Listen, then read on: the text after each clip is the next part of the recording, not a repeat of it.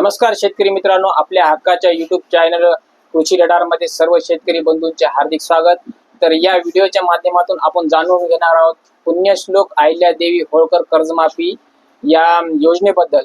तर शेतकरी मित्रांनो, आपल्यासोबत आलेले ज्ञानेश्वर सवणकर सर, तर यांच्याकडून आपल्या शेतकऱ्यांचे सगळे प्रश्न मांडण्याचा आपण प्रयत्न करणार आहोत। तर ज्ञानेश्वर सर, आपल्या शेतकरी मित्रांना सांगा, 2019च्या कर्जमाफीत पात्र असलेल्या शेतकऱ्यांना हा लाभ भेटेल का? नक्कीच हा खूप महत्वाचा प्रश्न विचारलात, कारण की राज्य सरकारच्या माध्यमातून पुण्यश्लोक अहिल्यादेवी होळकर कर्जमाफी योजनेची घोषणा केलेली आहे। परंतु सगळ्यात मोठा शेतकऱ्यांना प्रश्न निर्माण झालेला आहे की 2019ला बऱ्याच साऱ्या शेतकऱ्यांची कर्जमाफी झाली होती। मग त्या शेतकऱ्यांना कर्जमाफी झाली होती, त्यामुळे राज्य सरकारने काय केलेलं की ज्या शेतकऱ्यांना 2019ला कर्जमाफी झाली होती त्या शेतकऱ्यांचे फक्त 50,000 रुपये कर्जमाफ होणार राज्य सरकारने घोषणा केलेली आहे। आणि याच्यामध्ये सांगण्यात आलेले की ज्या शेतकऱ्यांची म्हणजे पुण्यश्लोक अहिल्यादेवी होळकर कर्जमाफी योजनेअंतर्गत 2 लाखांची कर्जमाफी सरकारने जाहीर केली, पण 2019ला कर्जमाफ झालेल्या शेतकऱ्यांना फक्त 50,000 रुपये कर्जमाफ होणार आहे असं सरकारने सांगलेले। परंतु याच्यामध्ये आपण पाहतोय सरकार आता याच्यामध्ये सकारात्मक झालेलं आहे, कारण की विविध शेतकरी नेत्यांच्या माध्यमातून जे काही आंदोलन झाली त्याच्यामध्ये आता 2019ची अट आता काढून टाकण्याच्या तयारीमध्ये आहे। 22 जूनला सरकारची बैठक आहे आणि या बैठकीमध्ये 2019ची अट काढून टाकली जाणार आहे। त्यामुळे निश्चितच 2019ला जरी शेतकऱ्यांची कर्जमाफी झाली असेल तर त्या शेतकऱ्यांना पूर्णपणे पुण्यश्लोक अहिल्यादेवी होळकर कर्जमाफी योजनेअंतर्गत 2 लाखांची कर्जमाफी होणार आहे। बरं सर, कोणत्या बँकेमध्ये कर्जमाफी माफ होणार शेतकऱ्यांची? बरं, आता बऱ्याच साऱ्या शेतकऱ्यांनी स्टेट बँक ऑफ इंडिया म्हणजे बऱ्याच बँका शेतकऱ्यांना सातबाऱ्यावरती क्रॉप लोन म्हणून कर्ज देतात शेती पिकासाठी। त्याच्यामध्ये महाराष्ट्र ग्रामीण बँक, जिल्हा मध्यवर्ती बँका, सहकारी बँका सुद्धा आहेत, विविध पतसंस्था सुद्धा आहेत, किंवा state bank of India, union bank of India, Maharashtra Gramin bank, Punjab national bank, HDFC bank, या सगळ्या बँका शेतकऱ्यांना सातबाऱ्यावरती कर्ज देतात, किंवा ज्या ज्या शेतकऱ्यांनी सातबाऱ्यावरती आपलं क्रॉप लोन म्हणून कर्ज काढलेलं आहे अशा सर्व शेतकऱ्यांचं सरकार बँकांचं कर्ज माफ करणार आहे। 2 लाखांपर्यंत ही कर्जमाफी होणार आहे। बरं सर, जे रेग्युलर शेतकरी मित्र आपले कर्ज प्रत्येक वर्षी घेतात आणि फेडतात, यांच्यासाठी कोणता लाभ आहे का? आहे ना, जे शेतकरी मागच्या 4 वर्षापासून कर्ज काढतात, कर्ज भरतात, अशा शेतकऱ्यांना म्हणजे 2022ला शेतकऱ्यांना कर्ज काढलं, 2023ला कर्ज परत भरलं, काढलं, उचललं, म्हणजे मागच्या 4 वर्षाच्या काळामध्ये जर एखादा शेतकरी असेल त्यानं कर्ज काढलं, भरलं, तर अशा शेतकऱ्यांना 50,000 रुपयाचं प्रोत्साहनपर अनुदान राज्य सरकार हे देणार आहे।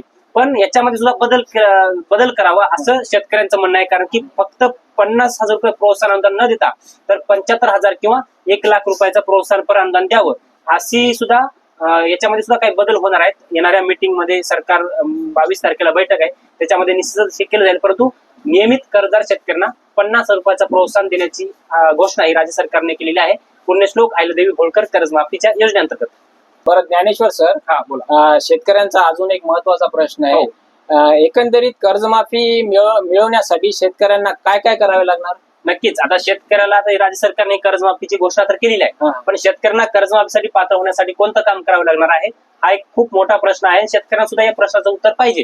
त्यामुळे शेतकऱ्यांना कर्जमाफीसाठी पात्र होण्यासाठी शेतकऱ्याच्या आधारला बँक खातं लिंक असलं पाहिजे, कारण की शेतकऱ्याच्या आधार संलग्न बँक खात्यामध्ये कर्जाचे पैसे येतात, बँकेमध्ये येणार आहेत। त्यामुळे शेतकऱ्याचं जे कर्ज खाते त्याला आधार कार्ड लिंक असलं पाहिजे, डीबीटी लिंक असलं पाहिजे, आणि त्याचं तुमचं पॅन कार्ड लिंक असलं पाहिजे, आणि शेतकऱ्याकडे फार्मर आयडी असला पाहिजे, जसं की आपलं स्वतःचं आधार कार्ड आहे सेम तसं शेतीचं आधार कार्ड म्हणजे फार्मर आयडी। आता शेतकऱ्याकडे जर फार्मर आयडी नसेल तर शेतकऱ्याला कर्जमाफीचा लाभ मिळणार नाही। त्यामुळे तुमच्याकडे अद्यापही फार्मर आयडी नसेल तर लवकरात लवकर जवळच्या CSC केंद्रावर जाऊन शेतकऱ्यांनी फार्मर आयडी काढून घ्यावं।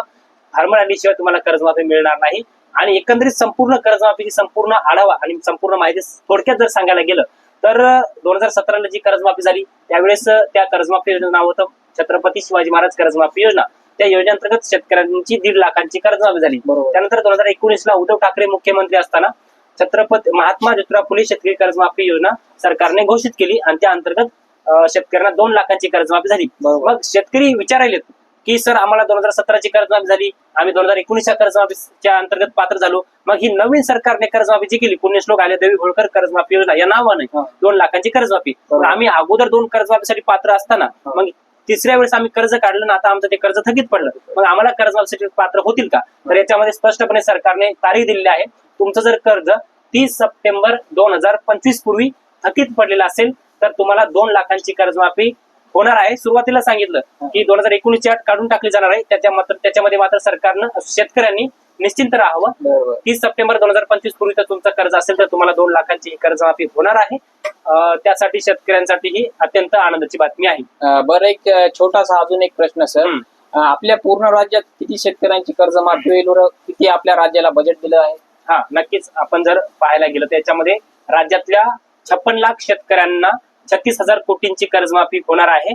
आणि कर्जमाफीसाठी राज्य सरकारच्या माध्यमातून मागील अधिवेशनामध्ये 40,000 कोटींचा निधी प्रस्तावित केलेला आहे. त्यामुळे एकंदरीत कर्जमाफीसाठी 40,000 कोटी रुपये निधी वापरला जाणार आहे.